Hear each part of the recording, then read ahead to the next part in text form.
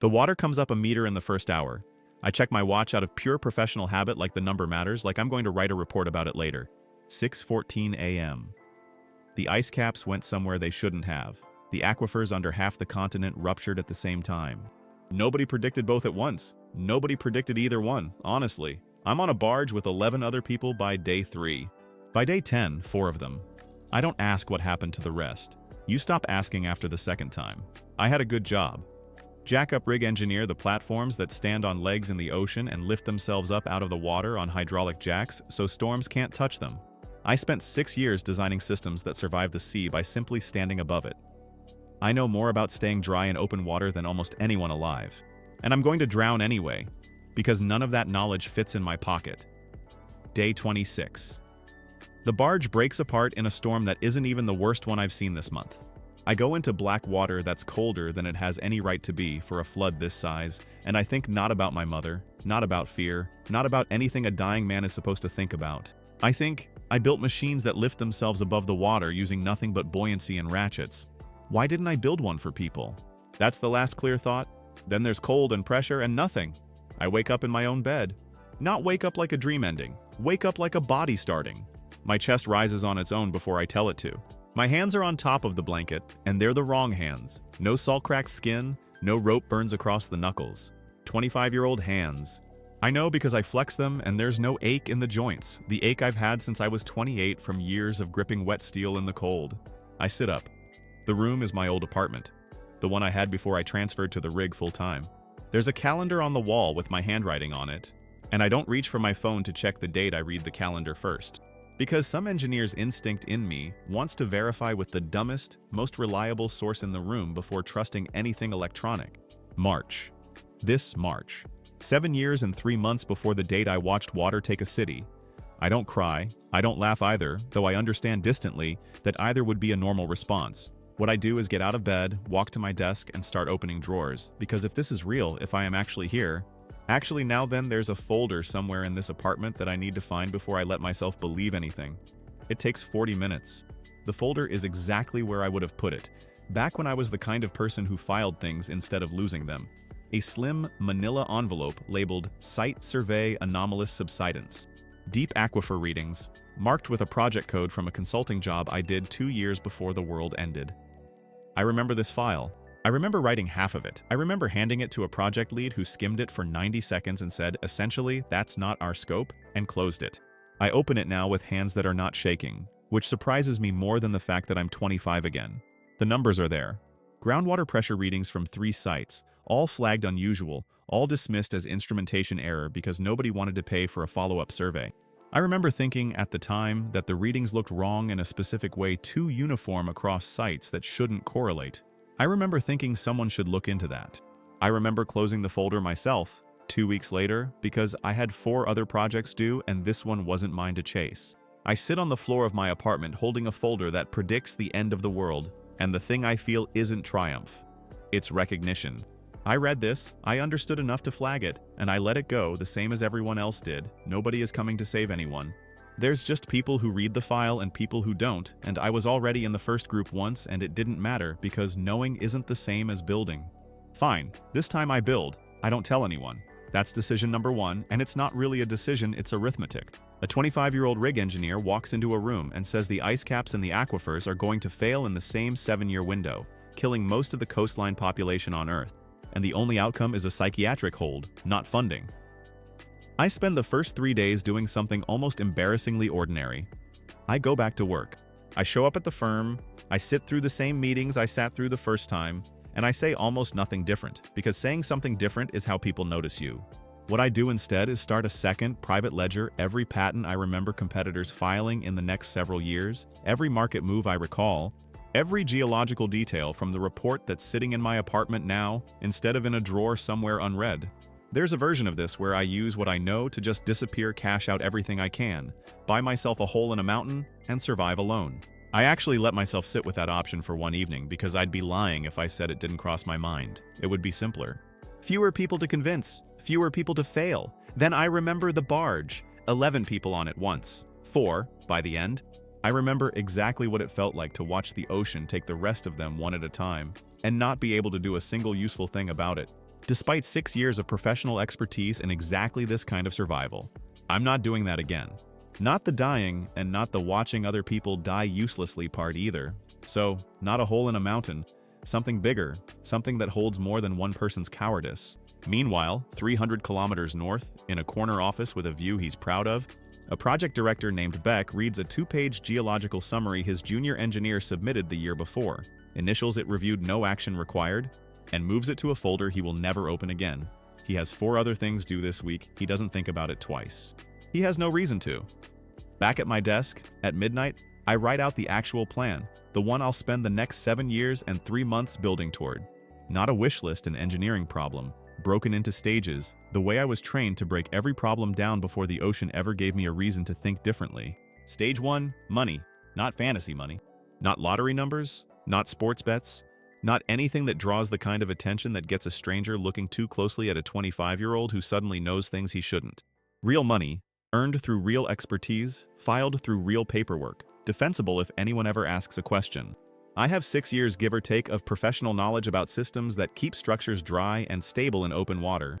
Some of that knowledge is worth patenting right now, years before anyone else gets there, because I remember, with irritating clarity, exactly which competitors filed similar systems in my old life. And exactly how much later than now that was. Stage 2. People who know things I don't. I'm good at platforms. I'm not good at farming or medicine or building a functioning community out of strangers under pressure.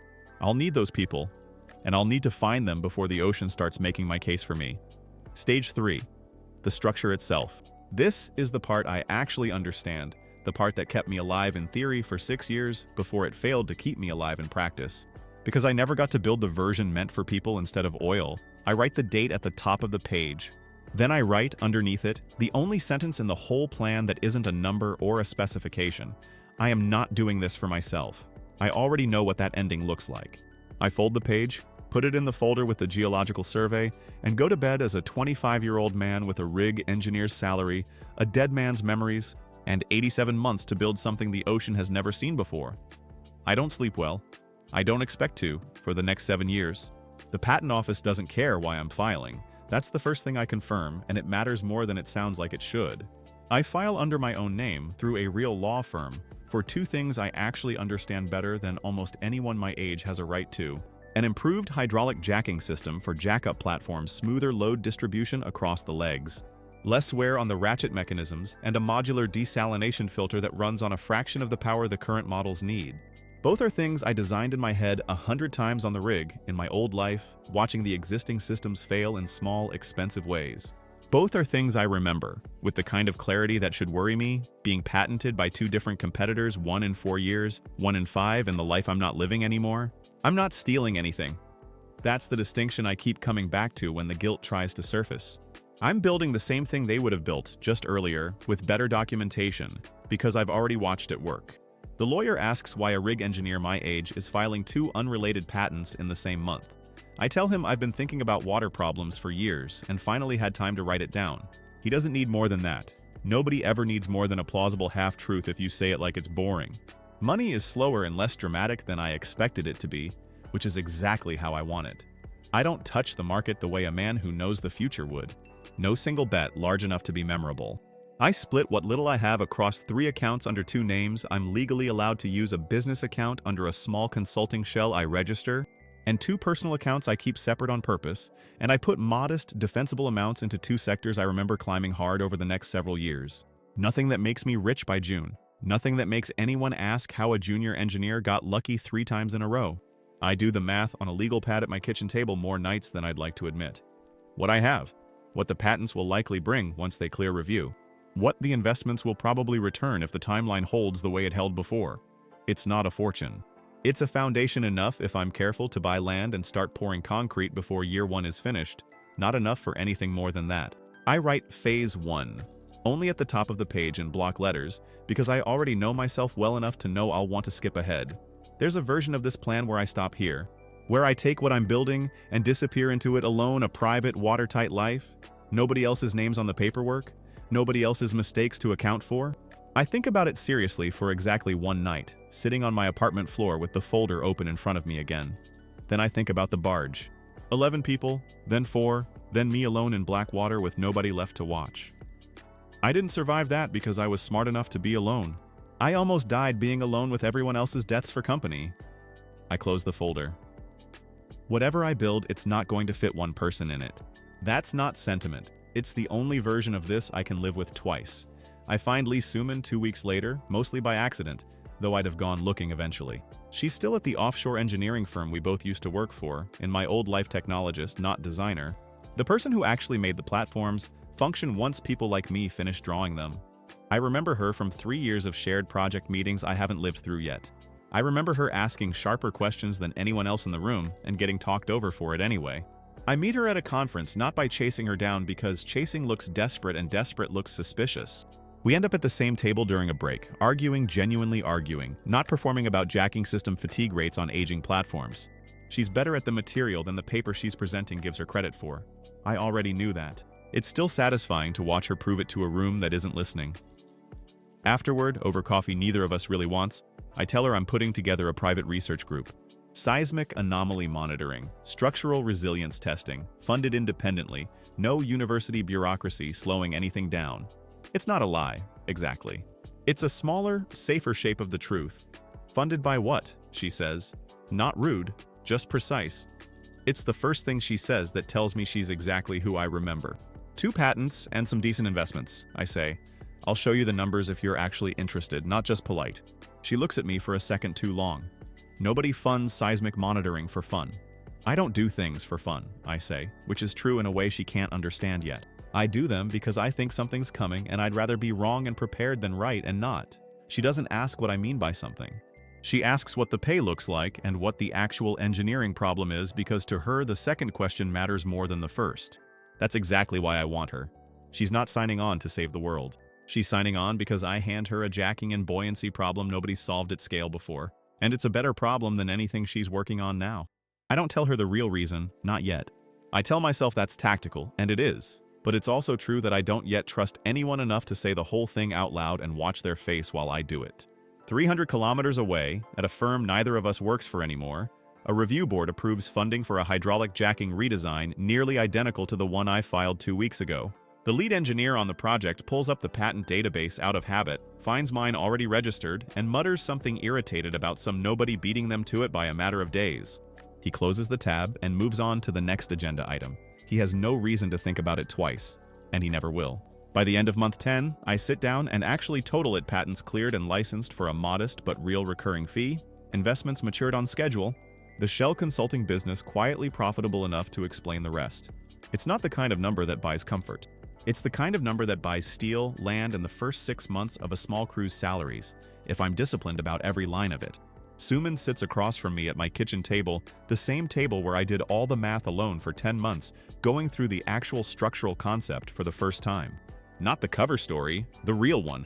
Legs driven into bedrock. A platform that lifts itself on buoyancy and ratchets as the water climbs, with no fixed ceiling on how high it can go except how tall we build the legs. She doesn't ask why I'm so sure the water's coming. She reads the numbers I hand her, the same ones from the folder.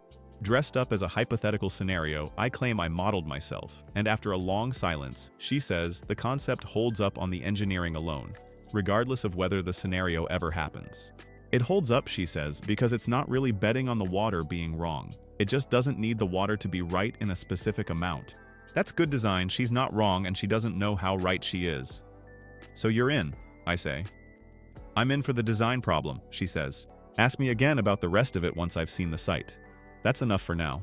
I have a foundation, a folder full of numbers nobody else has, and the first person who's agreed to help me build something out of them without asking me to explain why I already believe it's necessary. 10 months down, 87 left and counting. Suman comes to the site with a notebook full of objections before she's even seen the land. We're standing in a valley in the mountains, 3 hours from anywhere that matters, and she hasn't said a word about the view. She's looking at the tree line like it owes her something. Before I sign anything, she says, walk me through why this is the answer and not just the thing you already know how to build. Fair. I've been waiting for this conversation since I found her. 3 options, I say. I already ran all 3. I'll run them again out loud so you can tell me where I'm wrong. Option 1. A submarine. Sealed hull, self-contained, built for exactly the kind of pressure I'm worried about. I lay it out for her the way I laid it out for myself a year ago, alone at my kitchen table.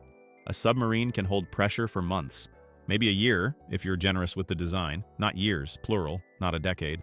Air regeneration for 150 people, food production, power, all of it degrades over time without surfacing, and surfacing is the problem, not the solution. Why is surfacing the problem? Because by the time you'd need to surface, the ocean's full of debris, storm systems nobody's tracking anymore, and eventually other people who also didn't drown and also need what you have. I shake my head. No sunlight below decks either. No real farming. You can keep people alive in a submarine. You can't keep them alive long enough for this. Suman writes something down. Doesn't argue. Option 2. Underground. This one she pushes back on immediately, which tells me she's already thought about it before I said a word. Depending on how the flooding starts, she says, underground might be worse than useless. It's worse than useless, I say. It's actively the wrong direction. If the aquifers rupture before the surface floods and there's a real scenario where they do, the water shows up underground first, you'd be pumping against rising groundwater pressure from day one, and eventually either the pumps fail or the structure does. You'd be building the shelter directly on top of the disaster. That's oddly specific for a hypothetical. I don't answer that directly. It's the failure mode that scares me most. I don't want to bet 150 lives on outrunning water that's already underneath them before it's even visible. She doesn't push further. Writes another line. Option 3, something AIRBORNE.***. I almost don't bother laying this one out because it's the option that sounds the most impressive and is the least real. A platform that just floats, stays above everything permanently. I shrug. The energy cost of holding tons of structure, people, farmland, and supplies aloft indefinitely for years on a private budget, it's not an engineering problem anymore at that point. It's fiction. I'd rather build something boring that works than something impressive that doesn't. Suman closes her notebook halfway. So what's left? I walk her to the edge of the clearing, where the survey stakes are already in the ground from a visit 2 weeks ago. Something I actually know how to build, I say. A jack-up platform. Same principle as the offshore rig's legs driven deep into solid rock, way below where any flooding could undermine them. Then the living structure isn't fixed to the ground at all. It sits on the legs through a collar system with buoyancy floats built in. As water rises, the floats do the lifting. Ratchet locks catch on the way up and hold position. The platform can't slide back down even if the water dips temporarily. It climbs almost passively. Minimal power draw because gravity and buoyancy are doing the actual work. Suman is quiet for longer than I expect. That's not theoretical, she finally says. That's just a rig. Scaled up. Built for people instead of oil. That's exactly what it is. Why does that work better than the other 3? Because it doesn't need to know how high the water's going to get.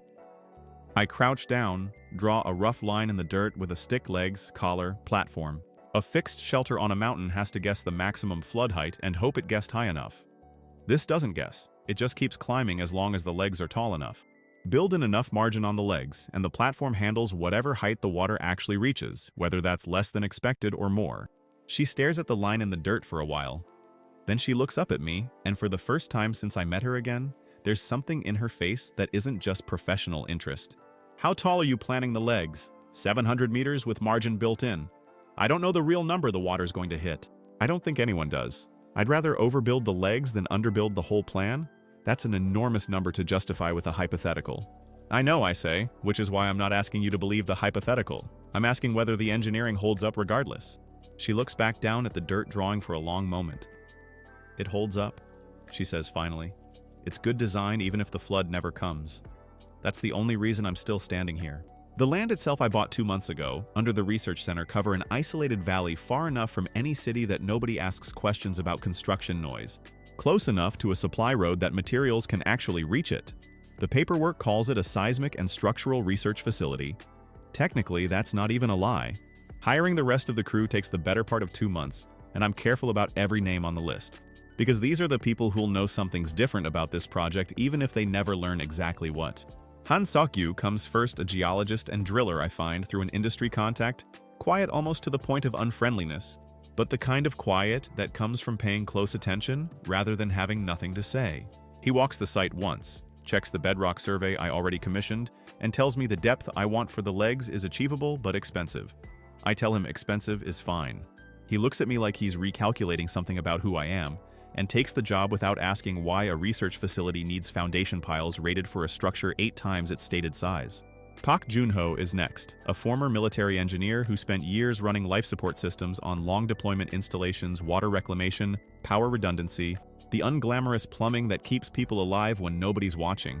He's blunt in interviews, distrustful of the cover story on principle, and takes the job anyway because the actual engineering scope is more interesting than anything he's been offered since leaving the service. He tells me on day one that he doesn't care what the project is really for, as long as the systems are built right. I believe him, I hire him. Choi Yeji, an agronomist, is the easiest hire and the most energetic interview I run. She talks for 20 minutes about vertical farming yield density before I ask a single question. And I know within 5 minutes that she's exactly what the platform will need once there are mouths to feed on it. She doesn't ask why a seismic research center needs a full agricultural program. She's too busy sketching hydroponic tower layouts on the back of her own resume. Oh Minji, a physician, is the hire I spend the longest deciding on, because she asks the most uncomfortable questions in her interview, not about the cover story, but about the actual working conditions, crew welfare. What happens if something goes wrong on an isolated site with limited evacuation options? I like her more for asking. I hire her specifically because she asks. By the end of the month, I have 4 people who don't fully know what they've joined, and a budget that's tight enough to keep me up at night doing math I already did a dozen times. The first pile goes into bedrock on a cold morning, with all 5 of us standing at the edge of the site. Suman checking load calculations against her own numbers one more time. Seogyu watching the drill data like it might lie to him. Junho and Yeji arguing cheerfully about whether the equipment shed should go north or west of the main structure. Minji quietly logging everyone's basic health information into a binder because someone has to and nobody else thought to. It's not much to look at yet. A single steel leg, driven deep into rock that's older than anything I'll ever build on top of it, standing alone in a valley that doesn't know what it's about to become. I don't say anything dramatic. There's nothing to say that wouldn't sound insane out loud. I just watch the drill finish its pass, watch Seogyu run his hand along the exposed steel and nod once, satisfied, and think quietly to myself. The only place I let myself think it, that this is the first thing in either of my lives that's actually going to be tall enough. 85 months left. 1 leg down. A budget for maybe 100 more? If I don't waste a single decision between now and the day the water actually comes. 6 years compress into a handful of mornings if you're the one living through all of them. The legs go up first 8 of them eventually, driven deep enough into bedrock that Seogyu stops double-checking his own numbers around year 3 and starts trusting the rock instead.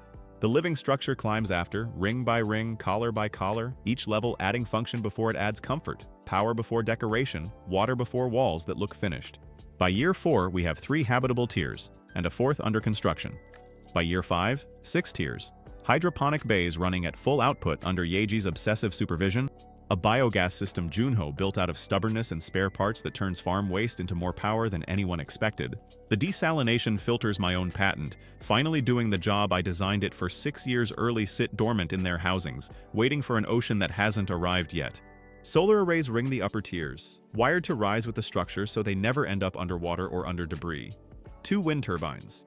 A seed vault. Minji insists on climate controlling before anything else gets built on that level because, she says, everything else is replaceable and seeds sometimes aren't. 6 tiers, 8 legs, a crew that started at 5 and now numbers 31, most of whom still believe on some level that this is disaster insurance rather than a certainty.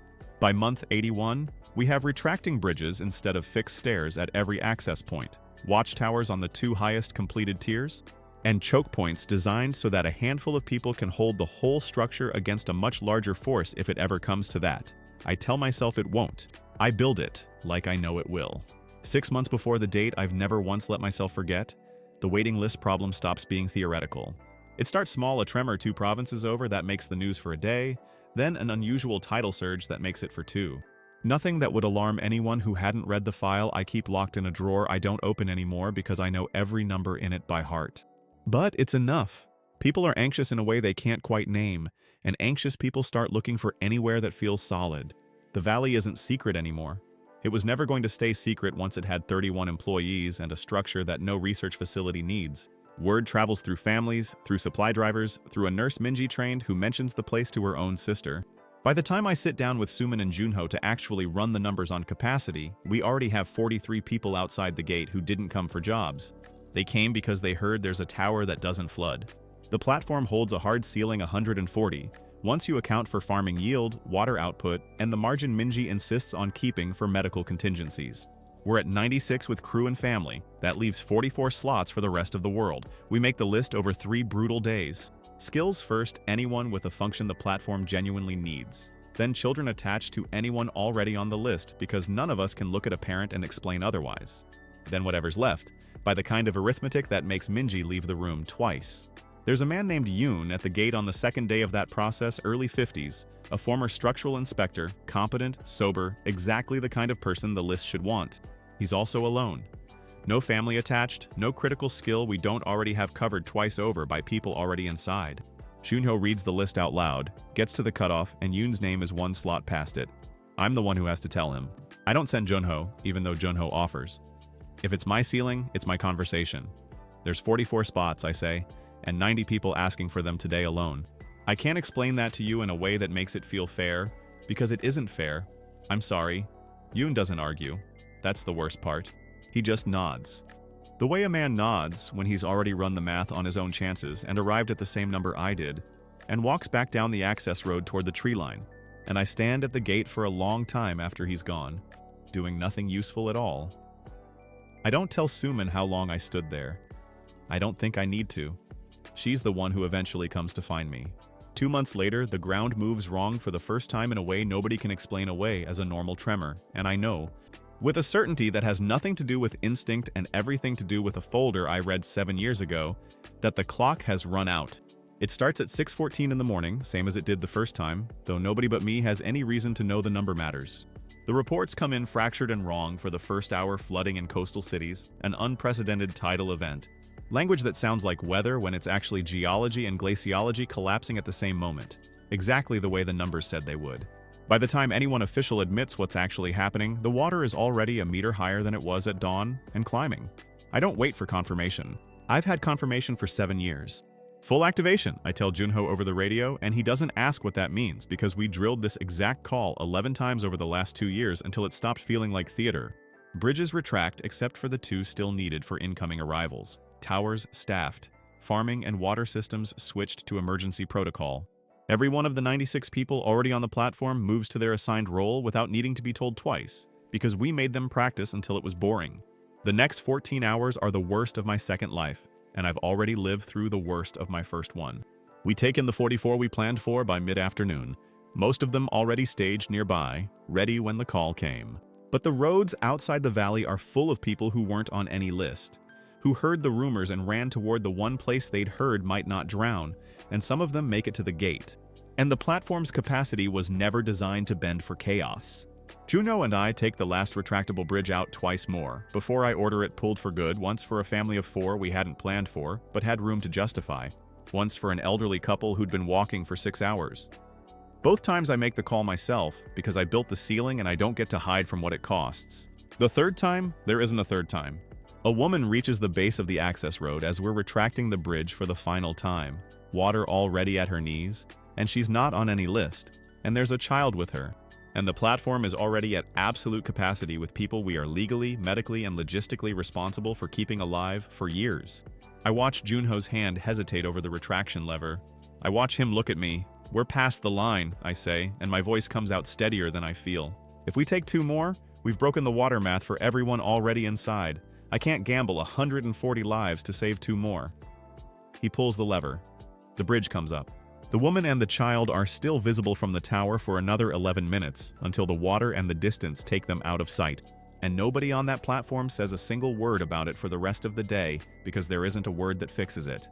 I don't sleep that night either. Some things don't change between lives.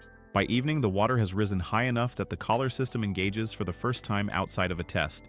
I'm on the observation deck when it happens, the whole crew is, because none of us can stay away from watching 7 years of work either succeed or fail in real time. The buoyancy floats catch the rising water, and for a moment nothing seems to happen at all, just the ordinary creak of a structure settling under new load. Then the ratchets engage a mechanical sound, deep and metallic, running up through 8 legs at once, and the entire platform lifts. Not dramatically. Not the way it would in a film. Just a slow, certain half-meter rise, steady as the tide that's causing it, and then a lock, and then stillness at a new, higher position. Someone near me, one of the new arrivals, Someone who spent the last 6 months politely humoring what she assumed was an eccentric research director makes a sound that isn't quite a laugh and isn't quite a sob. It actually works, she says, mostly to herself. It was always going to work, Sokyu says beside her, flat and factual, the closest thing to pride I've ever heard in his voice. That's what engineering means. I don't say anything. I stand at the rail and watch the water climb toward where the ground used to be, toward everything I used to know, and I think about a woman and a child I watched disappear 11 minutes ago, and about Yoon walking back down a road 2 months before that, and about how 140 people are alive right now because a folder sat in a drawer for 6 years until I decided to actually read it twice. It's not a victory. It doesn't feel like one. It just feels like the next problem starting, the way it always does, the way I built this whole thing to do. Suman finds me there an hour later, when most people have gone below to try to process a day none of them are built to process. She doesn't say anything about the woman and the child. She just stands next to me at the rail, looking at the same rising water I am. How high does it go before it stops? She asks. Not really a question about numbers. I answer it like one anyway, because that's the only language either of us has left tonight. I don't know, I say. Nobody does. That's the whole point of building it this way. She doesn't answer. Neither of us does for a long time, while the water keeps climbing below a structure that's finally, after 87 months, doing exactly what it was built for. 6 weeks in, the water stops rising a meter an hour, and it takes Suman exactly 1 evening with a notebook to explain why, in a way, the whole platform understands. Think of it like pouring water into a funnel, she says. Standing on the mess hall's makeshift stage, 2 crates and a whiteboard bolted to the wall in front of maybe 60 people who need something to hold on to besides fear. In the beginning, the same amount of water was filling a narrow space river valleys, low coastal land, the parts of the map that flood first. Same volume, small area, the level jumps fast. Now that same volume is spreading across a much bigger surface as it climbs higher and wider. Same water, bigger funnel. It has to slow down. Someone in the back asks the only question that matters. Slow down to what? Centimeters a day soon, I say, taking over because this part is mine to own. Then centimeters a week, eventually. It won't stop being a threat. It'll stop being an emergency.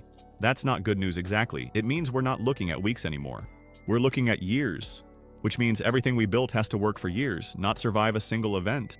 Nobody claps. It isn't that kind of meeting. But I watch a few shoulders drop half an inch, and for now, that's enough. The slower flood buys time. It doesn't buy food. Yeji corners me 2 days later in the 3rd-tier growing bay, surrounded by hydroponic racks that are producing less than her projections said they would, and her frustration is the specific, controlled kind that comes from someone who trusts her own numbers and doesn't like being wrong. 96 planned for, she says. We're feeding 140. The yield curves I built account for growth over 18 months, not a 40% jump on day 1. Options, I say, because that's always the first question. Cut rations now, gradually before we're forced to cut them all at once later. Or I push an accelerated planting cycle on tiers 3 and 4, faster turnover, higher output, but it burns through nutrient reserves twice as fast, and if anything goes wrong with the next cycle, we've got no buffer left. What's your actual recommendation? Accelerated cycle, she says without hesitation. I'd rather bet on the greenhouse than starve people slowly for a year while I play it safe. I trust her instinct because it's her field, not mine. Do it, but build me a fallback ration plan anyway, in case the accelerated cycle underperforms. I want both, not just the one you like better. She doesn't argue with that. She just nods once and goes back to her racks, already recalculating. The first boat shows up 11 days after that conversation. 3 rafts lashed together with what looks like scavenged dock rope, carrying 8 men who've clearly been on the water longer than they've been anywhere else.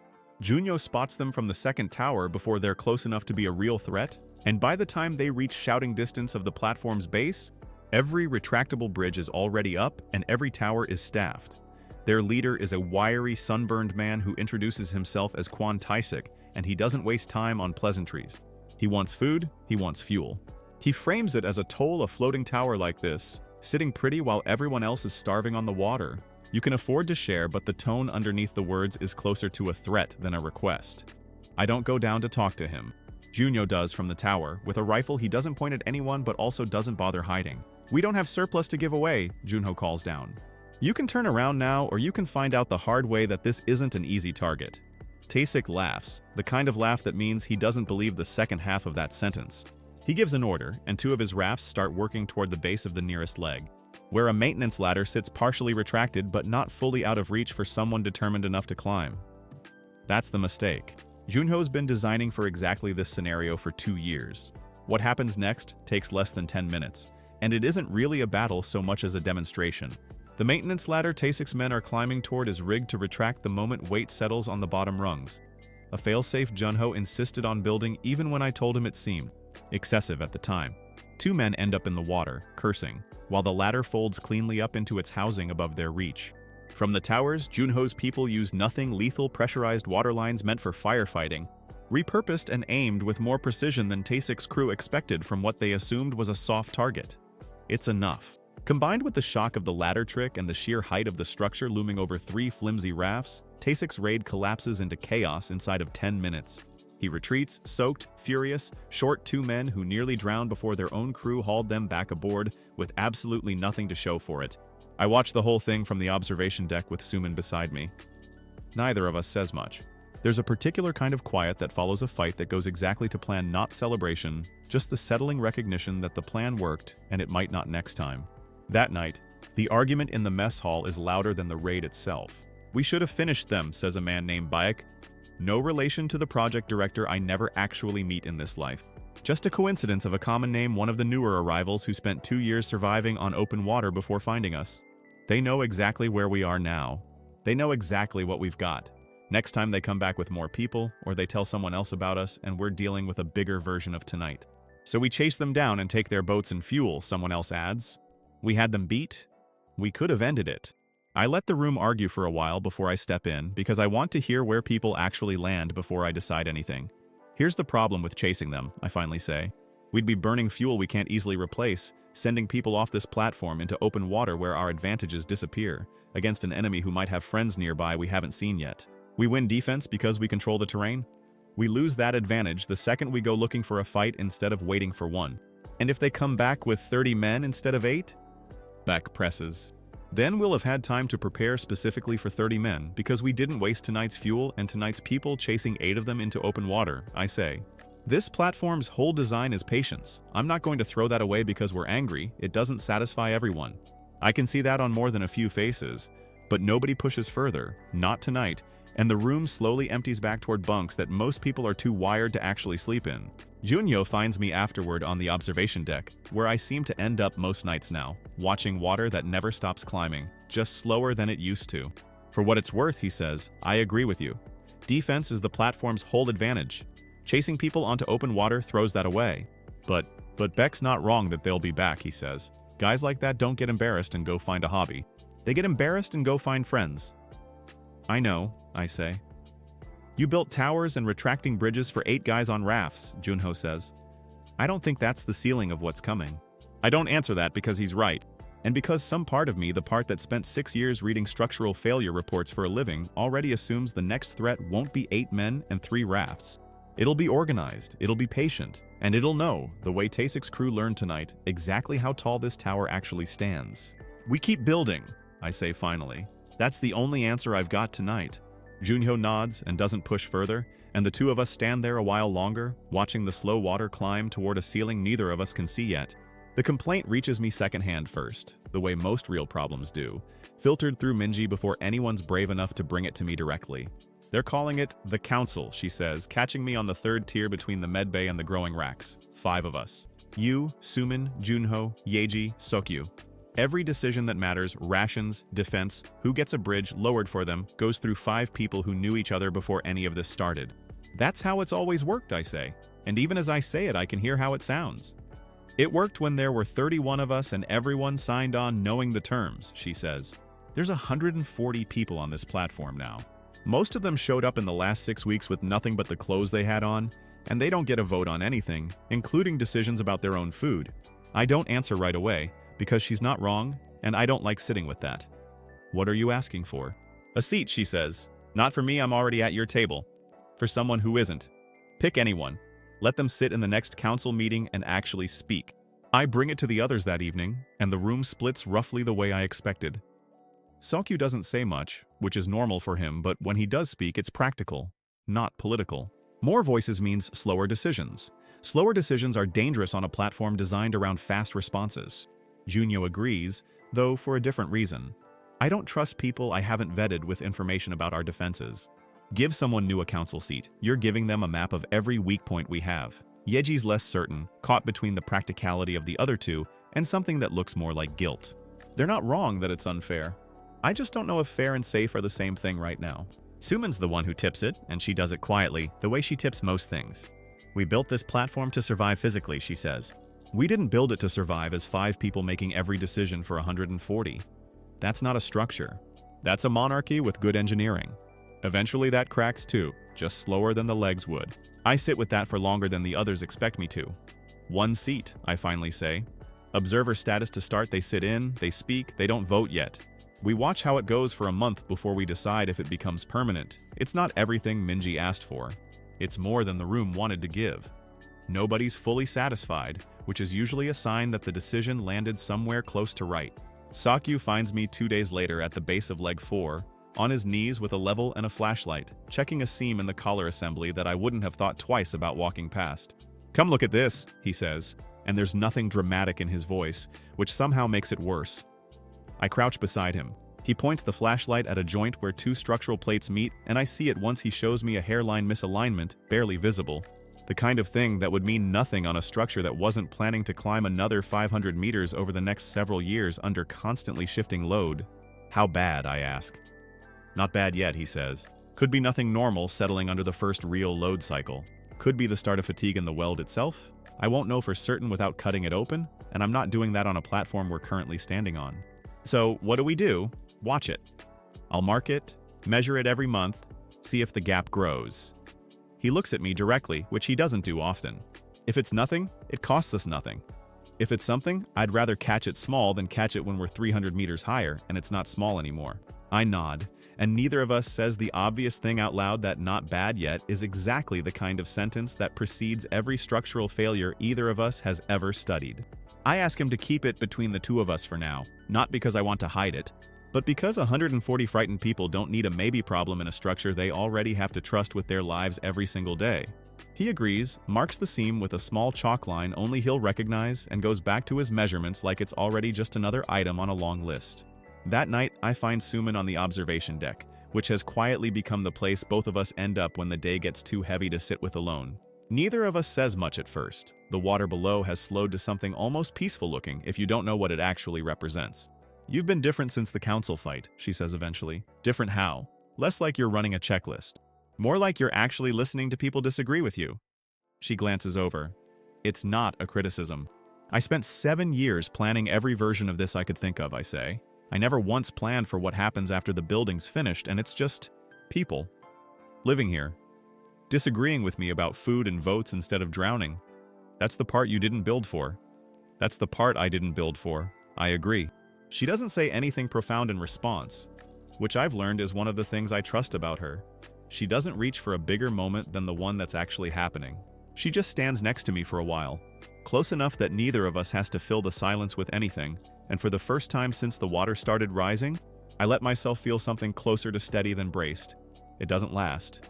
Nothing does lately, but it's real while it does. The scouting report comes in 4 days later, carried by 2 of Junho's people who'd taken a small boat out to check on a rumor about a fishing community 2 days east that had gone quiet. The community's not just quiet, it's gone not destroyed, absorbed. Boats and structures repurposed, flying a flag none of Junho's scouts recognized, and the story they pieced together from a handful of survivors hiding in the wreckage is worse than a single raid ever was. There's a fleet out there now. 6 to 8 vessels, organized, moving with purpose instead of desperation, led by a former military officer the survivors only knew as Captain Ma Toku. Not raiding for scraps like Tasek's crew, absorbing taking territory, taking supplies, taking people who could be useful, and leaving the rest to the water. "How far out?" I ask when Junho brings me the report in the mess hall, away from anyone who'd panic hearing it secondhand. 2 days by boat, moving in our general direction, though we don't know if that's intentional or just the way the current pushes debris and territory both. Junho's voice is carefully flat, the tone he uses when he's more worried than he wants to show. If Tisek made it back to anyone after we humiliated him on our doorstep, and this Toku's the kind of man who absorbs anyone useful, I'd bet money Tasek's crew is feeding him information about us right now. I think about the seam Sokyu marked with chalk 4 days ago, quietly, 300 meters below where the platform will eventually have to stand. I think about 140 people who just got their first taste of having a voice in what happens to them. About to find out that the world outside got organized while we were arguing about council seats. We prepare, I say, quietly and fast. Whatever they're bringing, I want it to be the last mistake they make before they realize this tower isn't the easy kind of target they're used to. Bunyo nods, already turning the plan over in his head before I finish the sentence.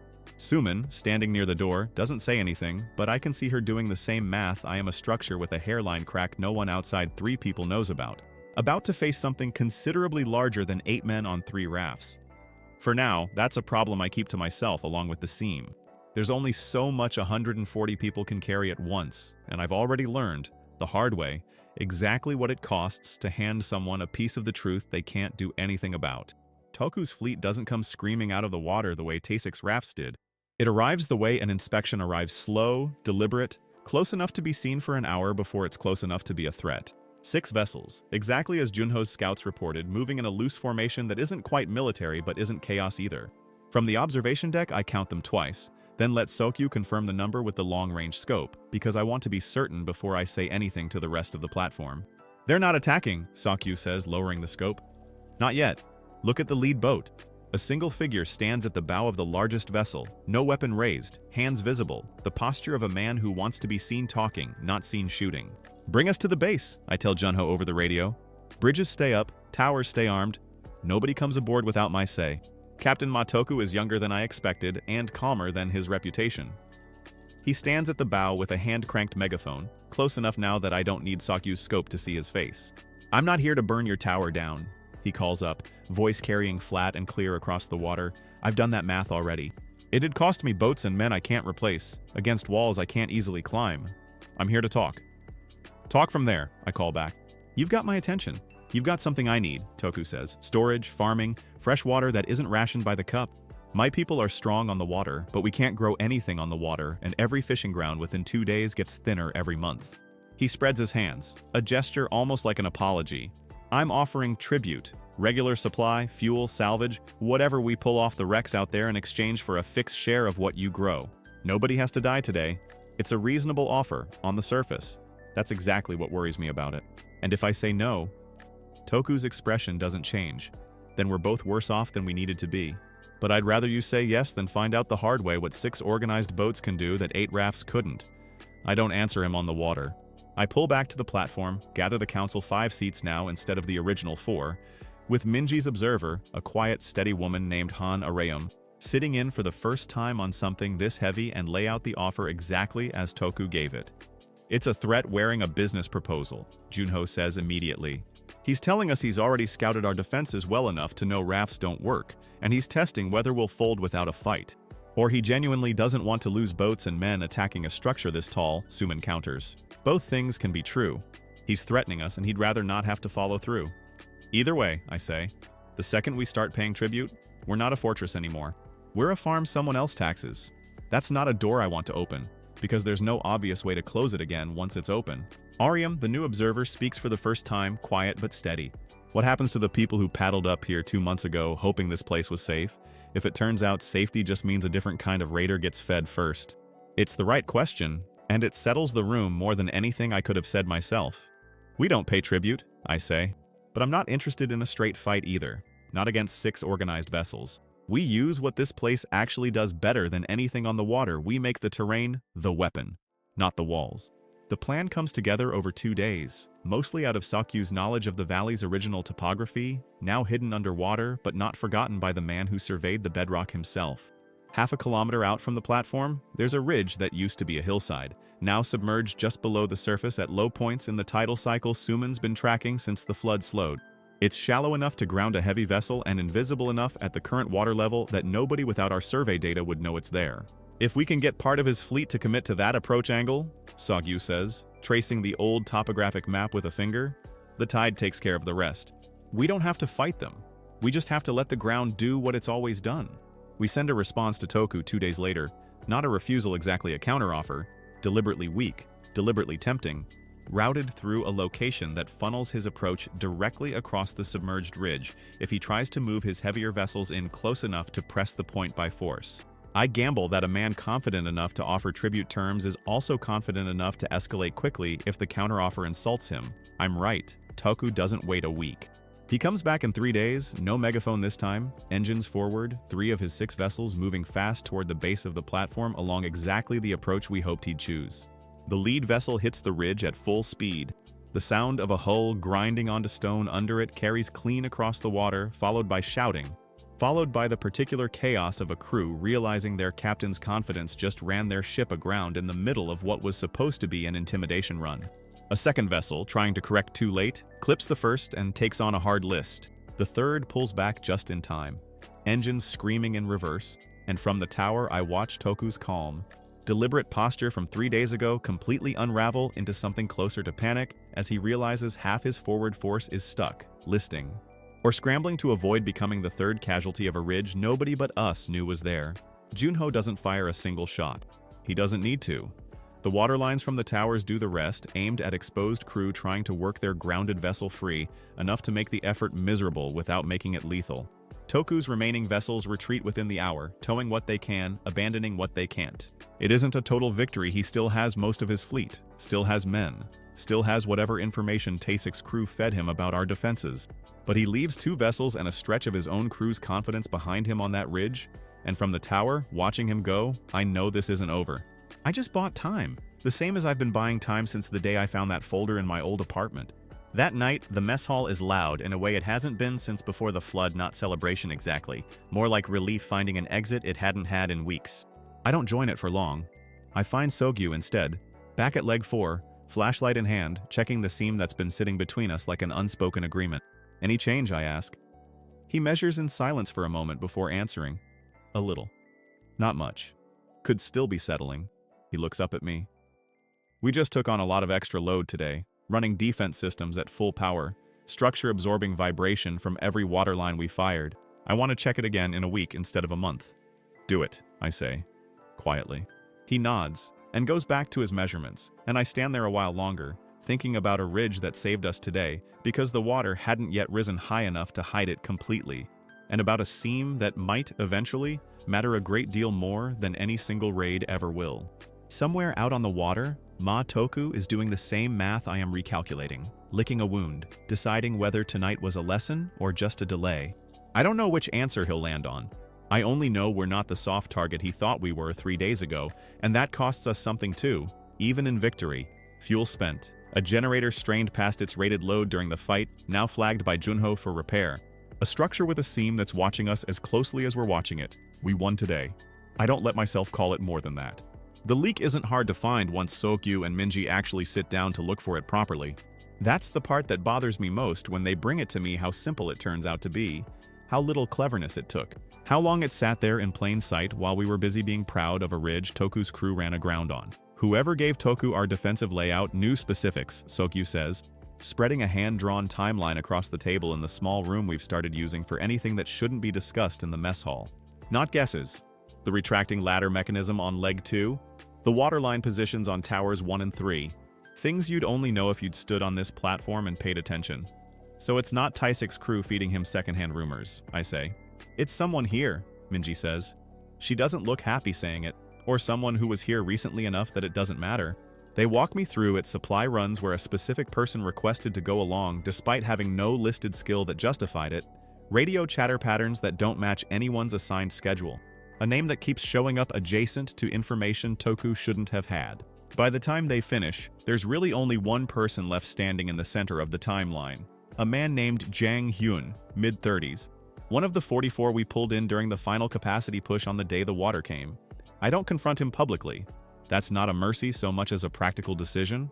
140 people who've spent months learning to trust each other don't need a public unraveling of that trust in the mess hall, in front of everyone, before I even know why he did it. Jang doesn't deny it when Junho and I find him alone near the water reclamation tanks. He doesn't even look surprised, which tells me some part of him has been waiting for this conversation since the day he made his first radio call to a man he'd never met. They found me 2 weeks after the flood started, he says, staring at the tank instead of at either of us. Small raft, half my supplies gone, currents dragging me toward wreckage I wasn't going to survive. Toku's people picked me up, fed me, told me I could earn a permanent place on the fleet if I gave them something useful eventually. He finally looks up. I didn't want to do it. I want you to understand that much, even if it doesn't change anything. But you did it anyway, Junho says. Flat. I was scared, Jang says. You people had a wall and towers and a lottery for who got to live behind them. Toku offered me a guaranteed seat on a boat if I ever needed one. I told myself small details wouldn't matter. Then it kept not stopping. I bring it to the council that night, minus Jang, and the argument is worse than the council seat fight from weeks ago. Because this time, there's an actual face attached to the danger instead of an abstract principle. Put him off the platform, Junho says immediately. Simple. He's proven he'll trade our safety for his own comfort the second someone offers him a better deal. Off the platform is a death sentence right now, Ariam says, the observer seat carrying real weight in her voice for the first time. You know that. Everyone here knows exactly what's out on that water for someone alone with no boat worth mentioning.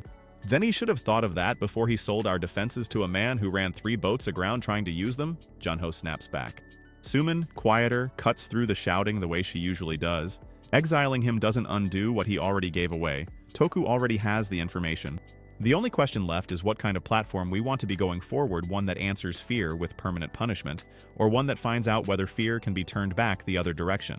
I sit with all of it longer than the room's patience really allows. He stays, I finally say. Under restriction, no council information, no defense assignments, supervised on every work detail until we've had real reason to trust him again. If he gives us one more reason to doubt him, the restriction becomes permanent exile, and I won't argue with anyone in this room about it a second time. I look around the table, but I'm not deciding today that fear only gets one chance to become something better.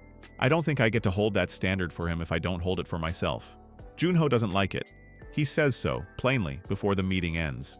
But he doesn't push past that, and Yang stays, under a weight of supervision that everyone on the platform will feel even if most of them never learn exactly why.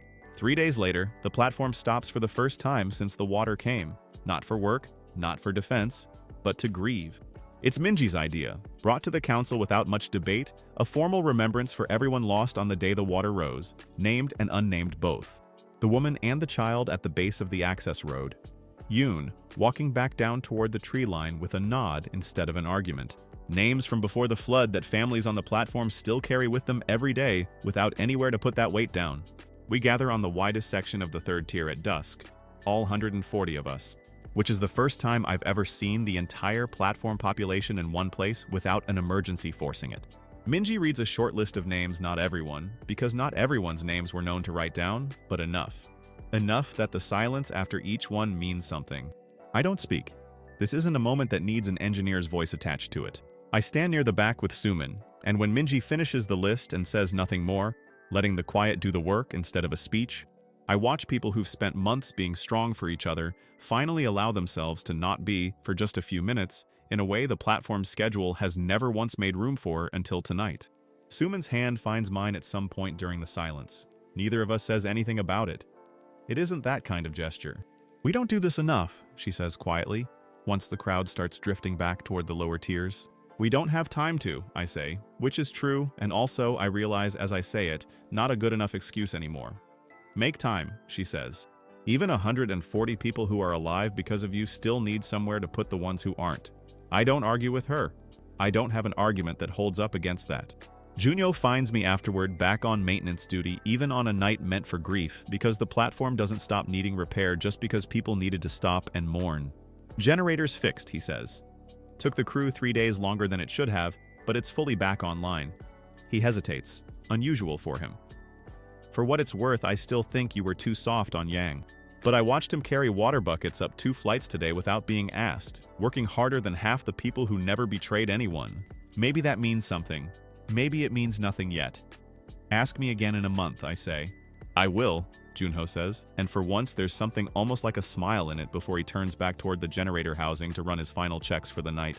I stand alone on the tier for a while after he leaves. The water below finally quiet in a way it hasn't been since the day it started rising. The platform behind me holding 140 people who just learned together that grief and survival aren't actually opposites. They just have to share the same small amount of time we can spare for either one. Toku doesn't come back with 6 boats this time. He comes back with 14. Sagyu counts them from the tower at first light, voice flat, but not steady the way it usually is. 6 of his original fleet, minus whatever's still sitting on that ridge. The rest are new. Smaller vessels, mostly the kind that come from absorbing other people's boats, not building your own. Taesik, Junho says, before I can. Told you he'd come crawling back to whoever humiliated us worse than we humiliated him. I don't need confirmation. I can see it in the formation itself, Toku's larger vessels at the center, a looser scatter of smaller, rougher craft on the flanks. The unmistakable shape of a fleet that grew by absorbing whatever was left of smaller crews too weak to refuse joining. Somewhere in that scatter, Tasik is almost certainly flying under someone else's flag now, trading whatever he knows about us for a place on the winning side. This isn't a probe. This isn't a negotiation with a megaphone. This is a siege. Full defense, I tell the platform over the emergency channel, the same call we drilled a dozen times before the water ever came. Except this time, everyone on it has already lived through one real fight and knows exactly what the words mean. Everyone to assigned positions. This isn't a drill. The plan we build over the next 6 hours draws on everything the platform actually is, not just what it has. Sokyu maps the submerged ridge and 2 smaller shoals nearby that the tidal charts Suman's been keeping now let us predict almost to the hour, funneling likely approach lines away from open water and toward terrain that favors us. Junho positions every waterline, every retractable bridge, every choke point the design was built around. Coordinating crew who've had exactly one real fight's worth of practice, and now have to trust that it was enough. Yeji pulls emergency rations forward from deep storage because a siege that lasts days needs food accessible fast, not buried 3 tiers down. Suman runs the coordination itself, moving between towers with updates faster than the radio can carry them, becoming, without anyone officially naming it, the platform's actual nervous system for the length of the fight.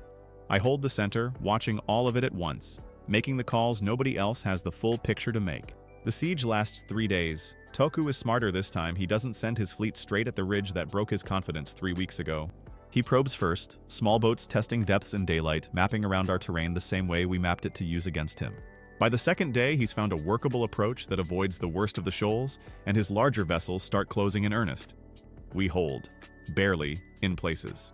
A waterline on Tower 2 runs dry for 4 hours on day 2 after a supply error nobody catches until it's too late.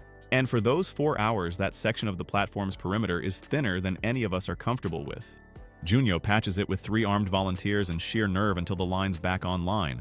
The cost adds up fast. By the end of day 2, we've burned through most of the fuel reserve we spent months building, ammunition for the platform's limited firearms down to a fraction of what we started with. One of the lower access bridges damaged badly enough in a collision attempt that it has to be manually locked instead of retracted for the rest of the fight. And on the morning of day 3, we lose someone. His name is Bae Hyunwoo. He's one of the 44 brought in on the day the water rose, one of the new arrivals whose right to a council voice Minji fought for months ago, who took a seat on a work rotation crew because he wanted to matter to the platform, not just survive on it. He's 23.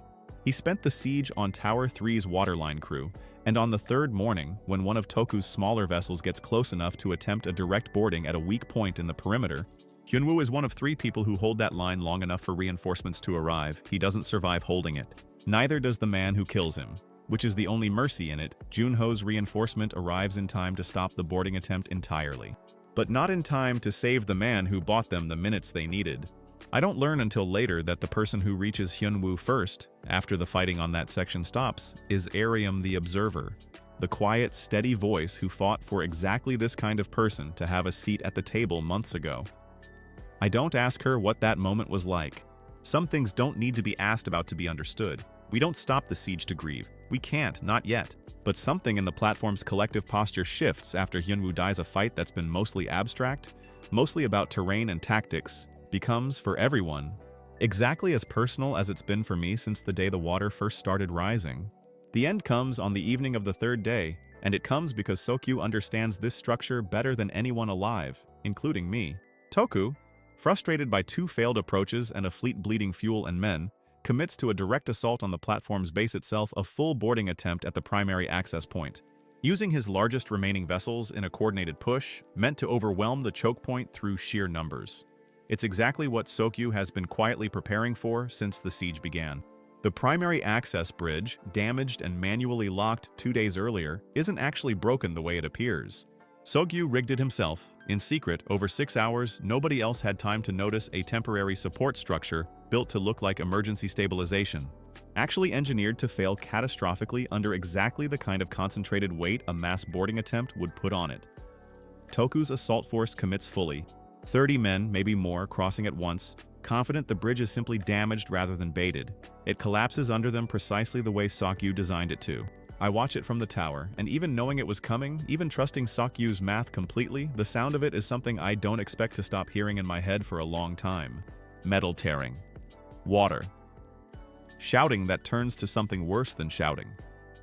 Toku's forward force is shattered in less than a minute.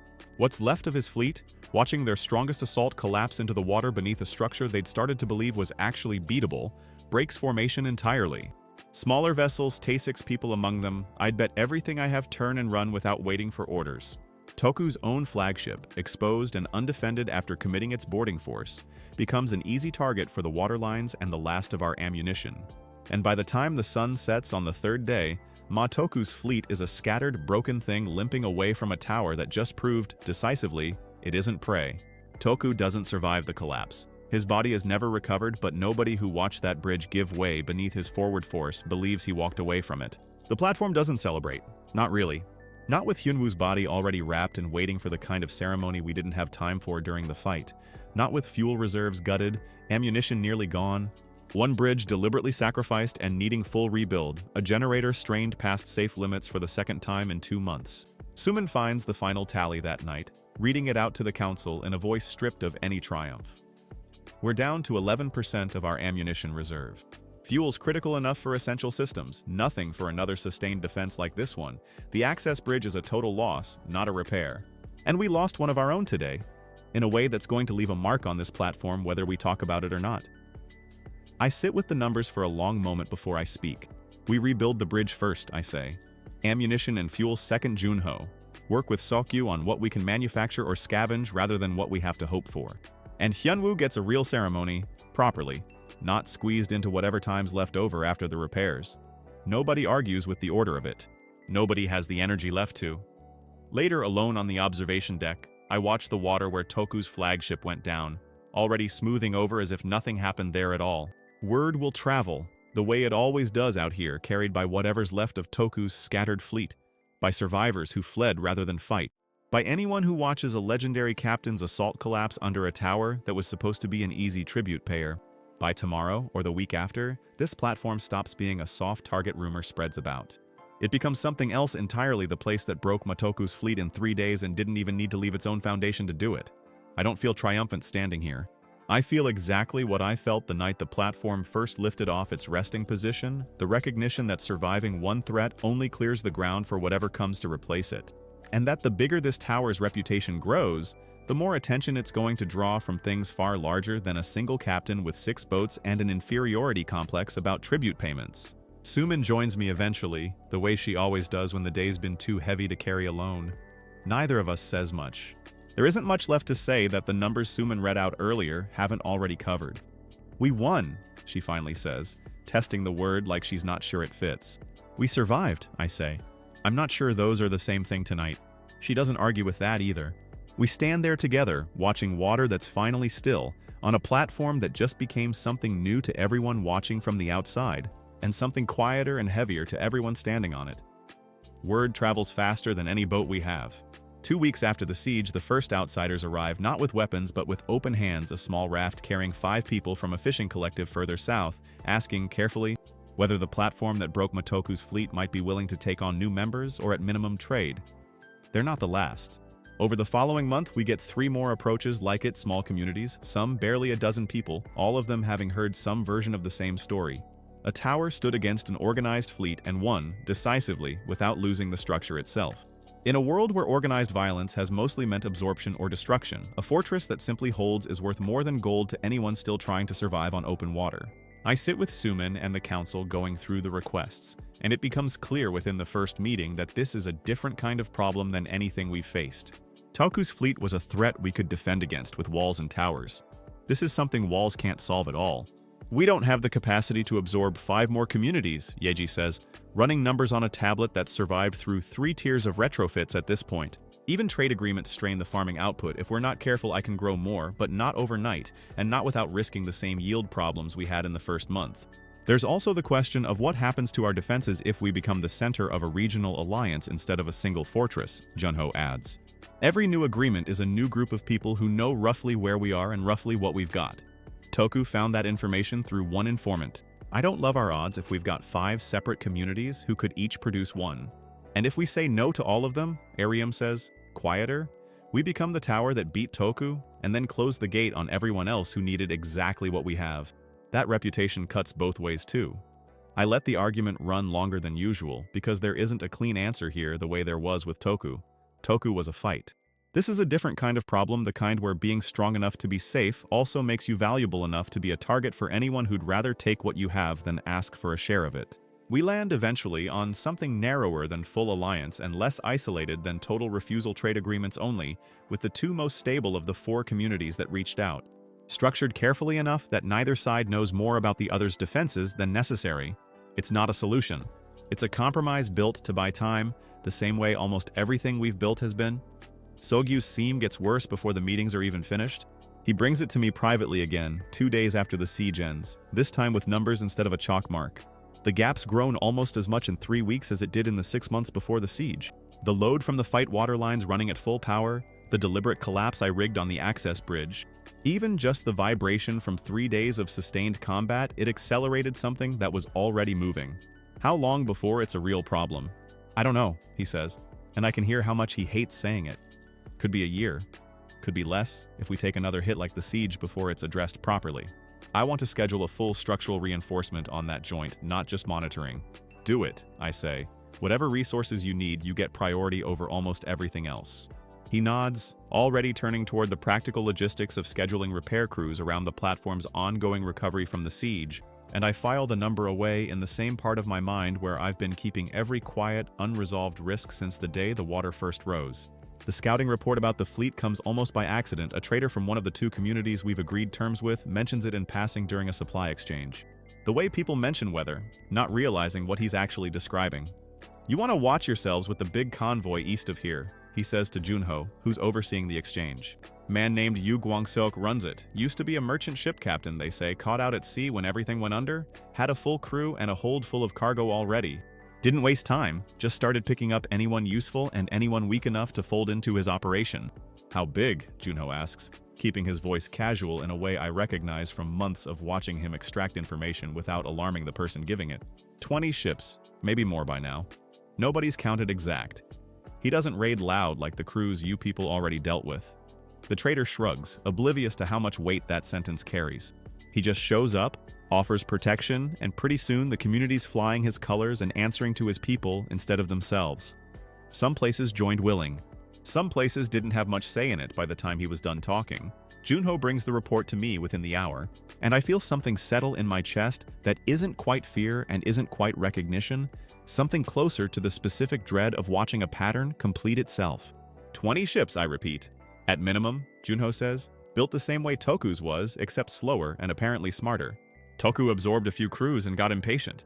This Guangseok's been doing it for years, from what the trader implies. That's not a fleet. That's an actual fleet with an actual command structure behind it. I don't say anything for a long moment. I'm thinking about 140 people who just started sleeping through the night again after 3 days of siege. About a seam in leg 4 that needs a full year of careful reinforcement to be trusted again. About trade agreements barely 2 weeks old with communities that might, willingly or not, end up feeding information to exactly the kind of organization the trader just described without meaning to. We watch, I finally say, quietly, the way we watched Toku before he ever showed up with a megaphone. I don't want to provoke something we're not remotely ready for. Not yet. Suman finds me that evening on the observation deck, where these conversations always seem to end up eventually. And for once, I don't wait for her to start it. 10 months to build the foundation, I say, watching the water below, calmer now than it's been in weeks. 7 years to build the platform. 3 days to nearly lose it to Toku. And now there's something bigger than Toku already circling somewhere we can't see yet. You're allowed to just be tired for a minute, she says. You don't have to turn every silence into a status report. I almost laugh. It comes out smaller than that, but it's real. I don't know how to do the other thing anymore. I spent 7 years planning every version of this I could think of. I never planned for what it feels like once the plan actually starts working. She's quiet for a while, and when she speaks again, her voice has none of the sharp precision I first met her with, back in a conference room in a life that feels impossibly distant now. Look at what's actually here, she says. Not what's coming, what's here. 140 people who are alive because you didn't stop at the folder in your drawer. A fortress that broke a fleet twice its match in confidence, if not in size. Farming systems that work. A crew that trusts each other enough to fight for a man they buried 2 weeks ago. She looks over at me. That's not nothing, Dohun. Whatever's out there with 20 ships doesn't erase any of that. I don't have an answer that matches the weight of what she just said, so I don't try to force one. I just let myself stand there, next to her, in the kind of quiet we've earned a handful of times now and never quite get to keep. I don't know how this ends, I finally say. I used to know exactly how everything ended. That's not true anymore, and I don't know if that's terrifying or the first honest thing I've felt since I woke up 25 again. Suman's hand finds mine again, the same as it did the night we buried Hyunwoo, and this time neither of us pulls away or pretends it's anything other than exactly what it is. Then we find out together, she says. That's the whole point of not building this alone. Below us, the water sits still, patient, climbing centimeters instead of meters now, giving us exactly as much time as we're going to get before whatever Yu Guangseok's fleet decides to do finally reaches our door. Somewhere out past the horizon, 20 ships and a man who spent years perfecting the art of absorbing the weak are moving through waters that don't yet know this platform's name. I intend to make sure that, when they finally do, it isn't the last thing they learn. Yu Guangseok doesn't send a fleet first. He sends a letter. It arrives with one of the trade communities we've been quietly supplying for 2 months, folded into an ordinary shipment manifest like it's just another line item, a single sheet. Handwriting neat enough that whoever wrote it was trained somewhere formal a long time ago, before neat handwriting stopped mattering to most of the world. I read it twice before I bring it to the council. To the engineer who built the tower that broke Matoku, I've heard the story from 4 different sources now, which tells me it's mostly true. You built something worth having. I respect that more than you might expect from a man my people describe, I'm sure, as something considerably worse than I actually am. I'm not Toku. I don't throw ships at things I haven't studied first. I'm offering you a place in something larger than a single platform, however impressive that platform is, resources, security, a share in a structure that already spans 20 vessels and isn't finished growing. You'd keep your engineering, your people would keep their lives, their farming, whatever they've built there. You'd simply stop standing alone against a world that's only getting more organized, not less. Think about it before you answer. I'd rather have you as a partner than a project, but I've learned that the second option is always available if the first one fails. Yu Guangseok. The council reads it in silence, passed hand to hand, and the room's mood shifts in a way I haven't seen since the night we debated Jang Hyun's fate. It's a threat with better manners than Toku's, Junho says first. Doesn't change what it is. It's also not wrong about one thing, Suman says, setting the letter down carefully, like it might still bite. We are standing alone against a world getting more organized. Toku proved that. This just proves it again from someone smarter.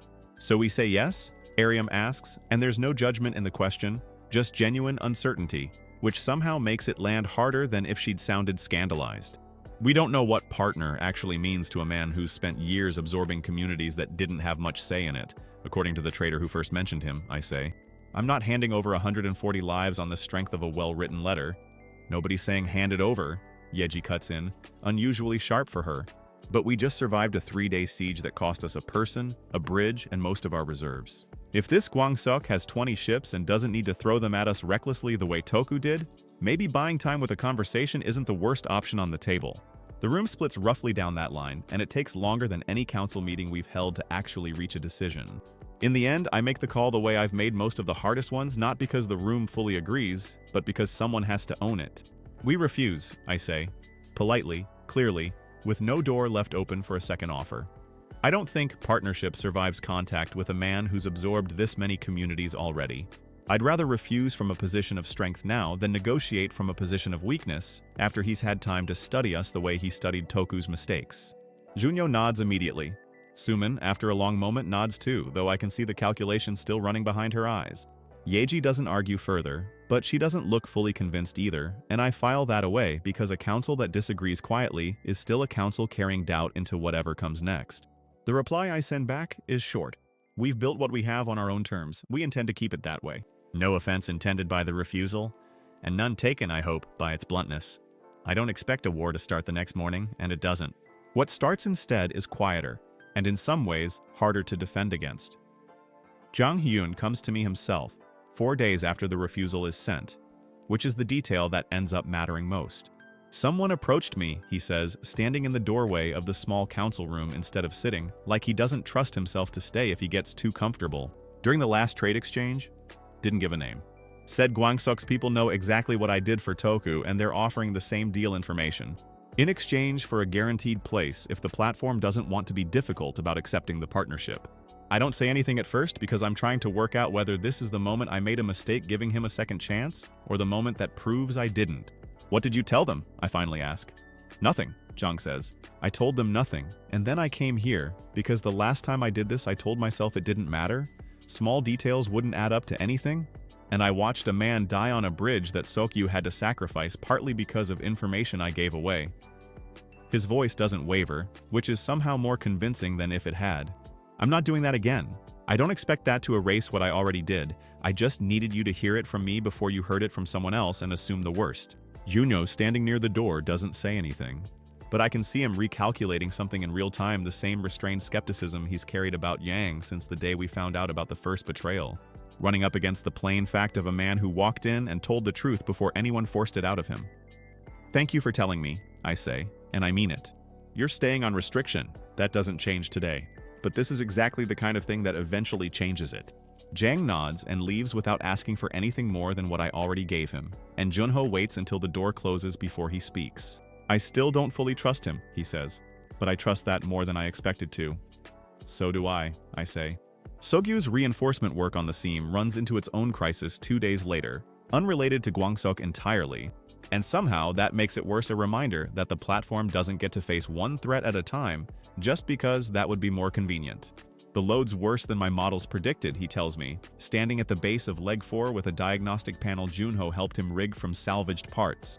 We're close to the platform's next scheduled rise, the water's climbing toward a level that'll put real strain on this exact joint. If I don't finish the reinforcement before that happens, I can't guarantee the seam holds through the next lift cycle. How long do you need? 3 weeks, if nothing else goes wrong. Less, if I pull people off other work to help. I think about defense crews already stretched thin rebuilding the bridge Sokyu sacrificed during the siege, about trade negotiations that need attention, about a fleet of 20 ships somewhere out past the horizon that just got a flat, unambiguous refusal from us 4 days ago. There's no version of the next month where everything gets the resources it actually needs. Pull who you need, I say. This is structural. Everything else can wait a little for a joint that can't. The scouting report that changes the shape of everything comes from an unexpected source, a man Junho's people pull from the water 11 days later, half-starved, clinging to a piece of wreckage 2 kilometers from the platform, who turns out to be a defector from Gwangsuk's fleet rather than a survivor of some unrelated disaster. His name is Ryu Beiko, and he doesn't ask for asylum so much as simply collapse into it, too exhausted to negotiate for anything beyond water and a place to sit that isn't moving. What he tells Minji and Junho, once he's steady enough to talk, reframes the entire threat. Not everyone on those 20 ships wants to be there, he says. Half of them, maybe more, came from communities Gwangsuk absorbed the hard way, burned out, starved out, offered a choice between joining or drowning. They fly his colors because the alternative is worse, not because they believe in what he's building. He looks between Minji and Junho.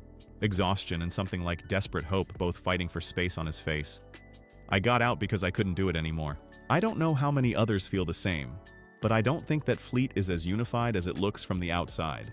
I sit with this information for a long time after Junho brings it to me, turning it over the way I once turned over 3 structural options in a valley that didn't have a platform on it yet. 20 ships, a seam that needs 3 more weeks it might not get, a council still carrying quiet doubt about the refusal I forced through. And now for the first time, a crack in Gwangsuk's fleet that has nothing to do with engineering and everything to do with the fact that fear, unlike steel, doesn't actually hold indefinitely under pressure. We prepare for a fight, I tell the council that night, laying out everything Baeko told us alongside everything Sokyu still needs. But we prepare for something else too, if it comes to that. Not everyone coming at us on those ships is our enemy by choice. I don't want that fact to be a surprise if it matters later. Nobody in the room has a clean answer to what that actually means in practice. Neither do I, not yet. But for the first time since the letter arrived, the fight ahead doesn't feel like it has to be simply larger and worse than the one we already survived. It feels, for the first time, like it might have a seam of its own, one we just haven't found the exact right pressure to open yet. The storm arrives 4 days before Sokyu finishes the reinforcement, which is exactly as much warning as we get before everything happens at once. Suman sees it first on the barometric readings she's kept religiously since the flood slowed, a habit that started as caution and became, over the months, one of the only genuinely reliable warning systems the platform has. This isn't a normal system, she tells the council, voice tight. Pressure's dropping faster than anything we've logged since the water first rose. If it holds this trajectory, we're looking at the worst storm this platform's ever weathered, and it's going to hit right around the time the next lift cycle engages. Sokyu doesn't need the rest of the sentence explained to him. The seam isn't ready, he says. I need at least 10 more days for full reinforcement. I don't have 10 days anymore. Gwangsok's fleet appears on the horizon the following morning, and there's no ambiguity to it this time. No letter, no megaphone offering terms. 20 ships, arranged with a discipline Toku's fleet never had, closing distance with the patient certainty of a man who's already decided the conversation is over and simply hasn't told us yet. I stand on the observation deck with the whole council beside me, watching a storm build on one horizon and a fleet close in on the other, and understand, with a clarity that feels almost calm after 7 years of dreading exactly this kind of convergence, that we don't get to fight these threats one at a time. We never really did. That was always a story we told ourselves to make the plan feel more manageable than it actually was. Full defense, I say into the radio. The same words as always, except this time everyone on the other end of them already knows exactly how much is riding on the answer. And Sokyu, I need you working the seam, not the perimeter. Whatever crew you need, take them. That joint fails during this storm with the platform under attack. We lose everything the fight was even for. That leaves the seam crew exposed during an active siege, Junho says. I know, I say. I don't have a version of this where nothing's exposed. I have a version where we choose what we're willing to risk. The storm hits before Gwangsok's fleet is fully in range, and for the first several hours, the weather itself is the only enemy anyone can actually see. Rain sideways hard enough to strip visibility to almost nothing. Wind strong enough that 2 of the solar arrays on the upper tier have to be manually secured before they tear loose entirely. A job Junho's crew completes with ropes and stubbornness in conditions that would have been unthinkable 18 months ago. Sokyu works the seam through all of it, soaked, exhausted, refusing every offer to rotate him out for rest. I find him there twice during the worst of the storm, headlamp cutting through rain thick enough to blur his own readings, muttering measurements to himself like a man double-checking a bridge he's about to walk his own family across. You need to rest, I tell him the second time. Close to midnight, the storm still screaming around both of us. I need this seam to hold, he says, not looking up. I'll rest when it does. Gwangsok's fleet presses forward despite the storm, which tells me everything I need to know about how much he's willing to risk to close this before the platform can fully consolidate its defenses. His ships aren't built for this kind of weather the way the platform is anchored to bedrock. Several of the smaller vessels struggle visibly even from a distance, but the larger ones push on regardless, and by the second morning, the first assault begins in weather that would have grounded any sane commander. It's the hardest fighting the platform has ever seen, worse even than Toku's final push, because this time the storm is fighting everyone equally, indifferent to which side it's supposed to be helping. Junho coordinates the perimeter defense with a precision that comes from months of drilling exactly this kind of chaos. Water lines and choke points doing what they were built to do even in conditions that make every shot, every retracted bridge, every shouted order twice as hard as it should be. Yeji's crews keep emergency rations and medical supplies moving to wherever the fighting is worst, soaked to the bone, refusing to stop even when Minji orders mandatory rest rotations that half of them ignore. And through all of it, Sokyu stays at the base of Leg 4, finishing a reinforcement that the entire platform's survival now depends on just as much as the fight happening 3 tiers above him. The seam gives way at the worst possible moment, which is somehow not a surprise to anyone who understands how these things actually happen. It's early on the 3rd day, the storm still raging, Gwangsok's forces pressing a coordinated assault on 2 access points simultaneously. When the temporary support structure holding the reinforcement in place buckles under a combination of storm load and the vibration of active combat 3 tiers up. Sokyu is there when it happens, and instead of pulling back, he does exactly what 7 years of knowing this structure better than anyone alive has trained him to do. He moves into the failing joint himself, manually adjusting a support brace that the automated system can't correct fast enough, buying the seconds the reinforcement needs to finish setting before the load becomes catastrophic. It works. The joint holds. The platform doesn't fail at its most critical structural point during the worst storm and the largest assault it has ever faced.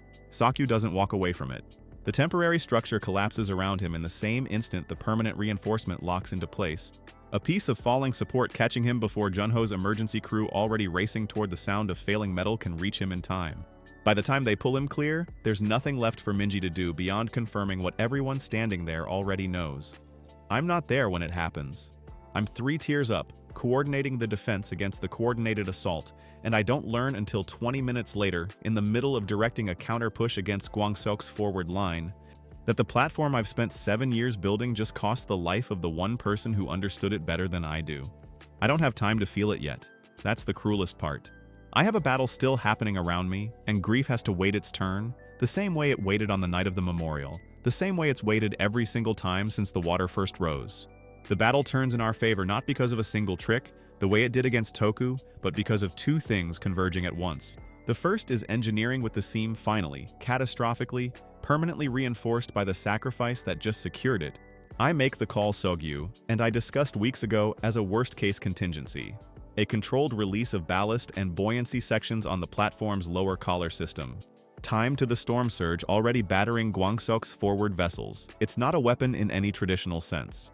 It's the platform itself, doing exactly what it was built to do, shifting weight, redistributing buoyancy, except aimed, deliberately, to throw a violent, localized surge directly into the hulls of the ships pressed closest against our base. 3 of Gwangsok's largest vessels take the surge broadside, already weakened by 2 days of storm and assault. They don't sink outright, but they're crippled, listing, suddenly unable to press the attack their captain is screaming at them to continue. The second is Ryu Byaku's prediction, finally proving true at the exact moment it matters most. Watching Gwangsok's forward line crippled and his coordinated assault collapsing into chaos, several of the smaller vessels, the ones crewed by communities, absorbed rather than recruited. The ones Baeko warned us never wanted to be there in the first place simply stop fighting. Not surrender exactly, not yet. They pull back, hold position, refuse to press forward into a fight they were never invested in beyond fear of the alternative. Gwangsok's own flagship, exposed by the crippled vessels around it and the sudden hesitation rippling through his fleet, becomes visible from the towers in a way it hasn't been through 2 days of coordinated assault. And in the chaos of his own formation breaking apart around him, something happens that no amount of tactical planning on our part could have engineered directly his own crew. Watching their captain's carefully built certainty collapse in real time, watching allies who never wanted this fight simply stop fighting, turns on him. I don't see exactly how it happens. Nobody on the platform does, not clearly, through storm and distance and chaos.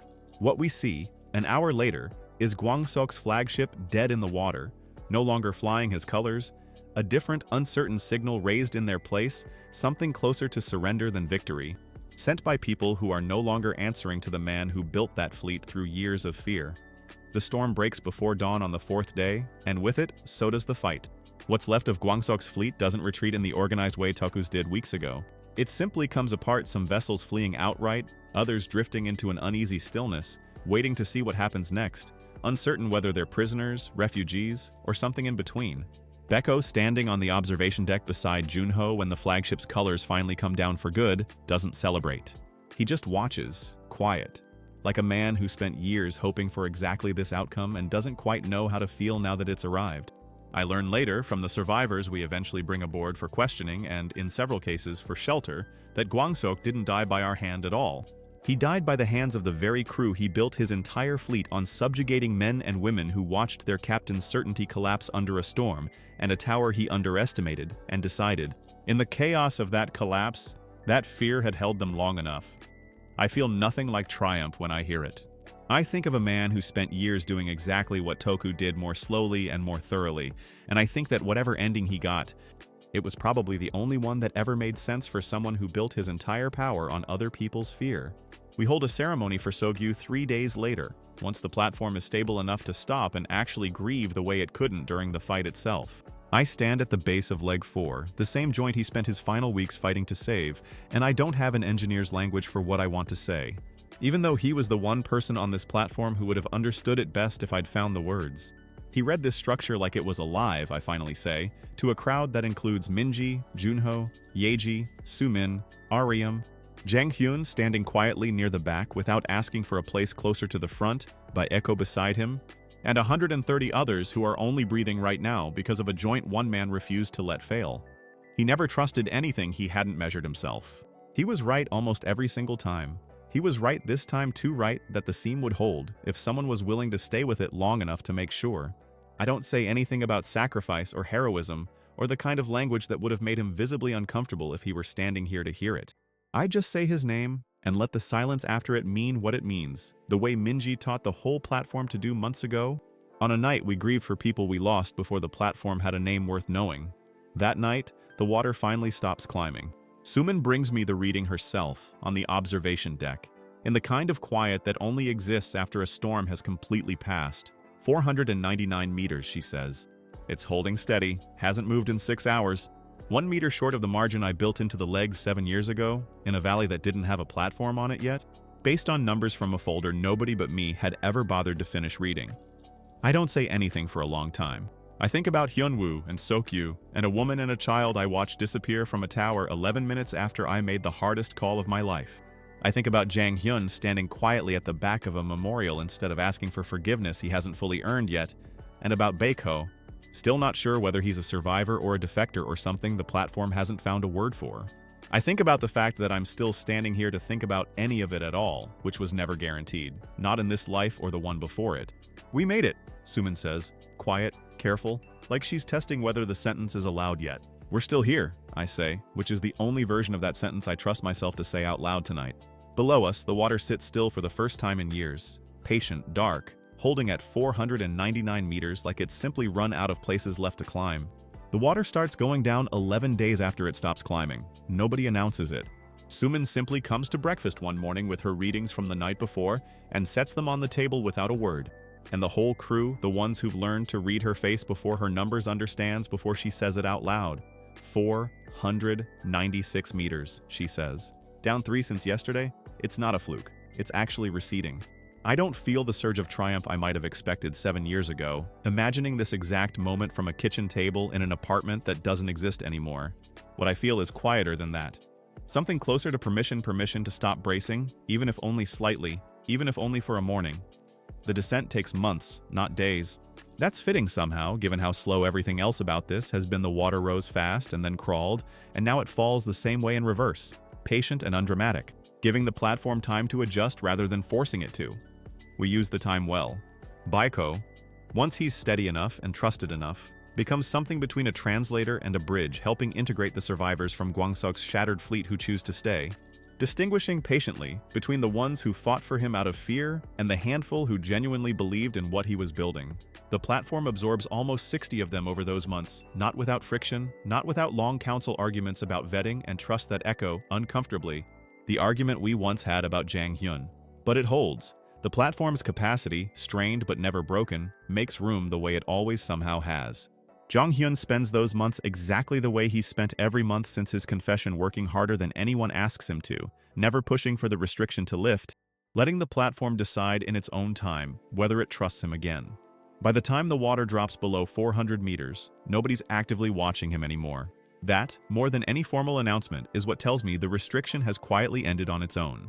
The land starts to show itself gradually, and it isn't the triumphant reveal any of us might once have imagined. What emerges first are the highest points of what used to be mountains, bare gray stone stripped of anything that once grew there.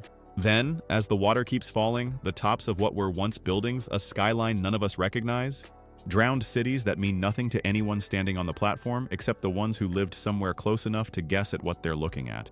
I stand on the observation deck the day the first rooftops break the surface, and I don't say anything for a long time. Somewhere out past what's now visible, in a direction I couldn't point to with any real confidence anymore, is the coastline where I drowned the first time. Cold and alone on the wreckage of a barge that broke apart in a storm nobody was ready for. I don't feel haunted standing here. I expected to.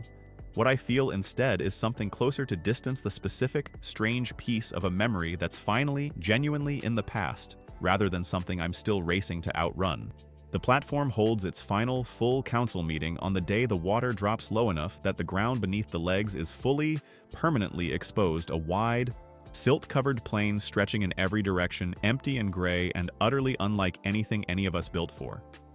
We're not just surviving anymore, I tell the room, and it's the first time in 7 years, plus however many months this whole thing has taken, that the sentence feels entirely true instead of aspirational.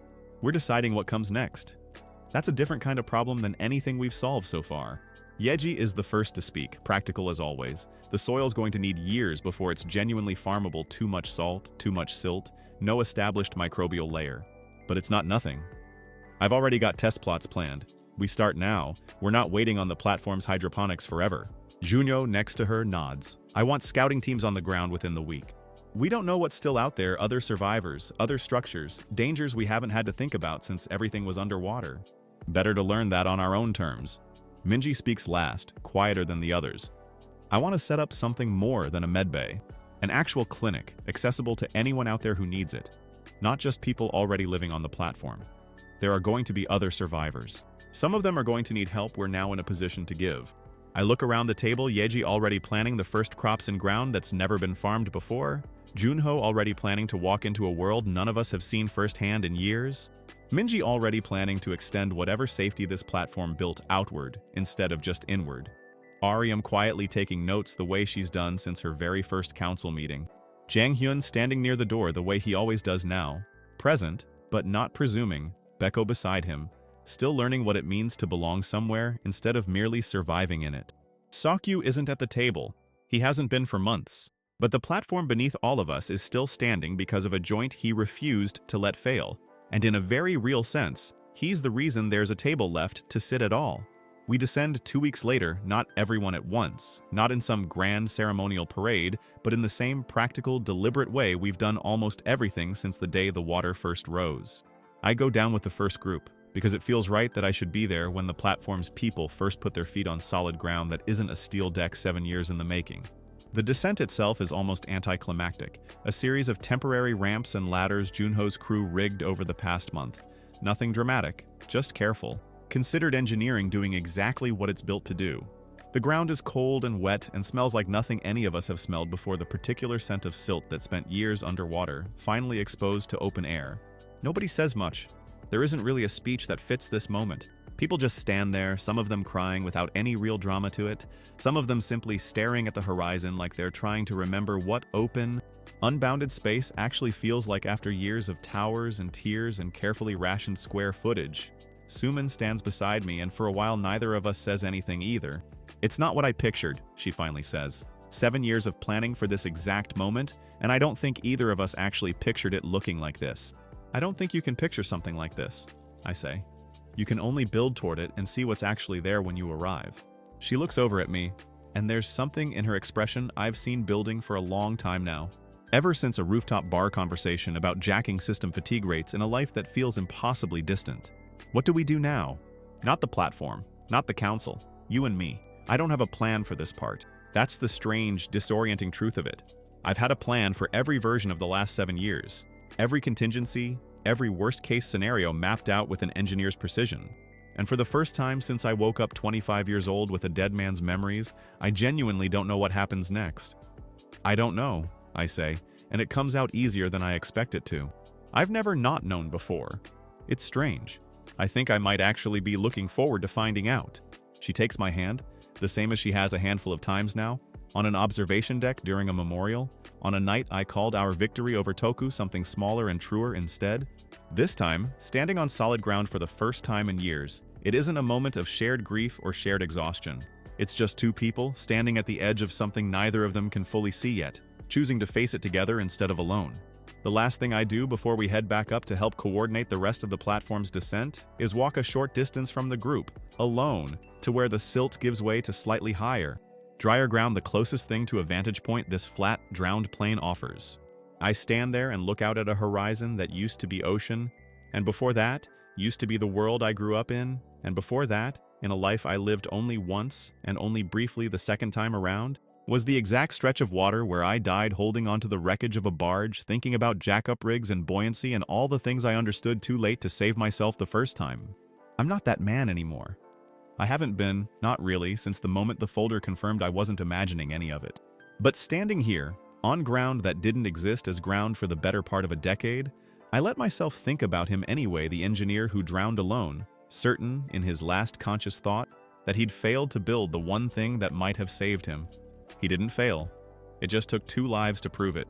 Behind me, the platform still stands, tall and silent and finally, permanently still, home to 190 people now instead of the 140 who survived the day the water came, holding memories of everyone who didn't make it this far and everyone who did. Ahead of me, the horizon holds nothing I recognize and nothing I've already lived through, no folder in a drawer, no dates memorized 7 years in advance, no certainty at all about what happens next. For the first time since I woke up in a bed that wasn't supposed to be mine anymore, I don't know the future. I find, standing here, that I'm not afraid of that. I think, after everything, I might actually be ready for it. I turn and walk back toward the platform, toward Suman, toward Junho, already sketching scouting routes in the dirt with a stick, toward Yeji, arguing happily with someone about soil salinity, toward 190 people who built something out of nothing twice over once as steel and buoyancy and ratchets, and once slower and harder as trust. The water is gone. The tower remains.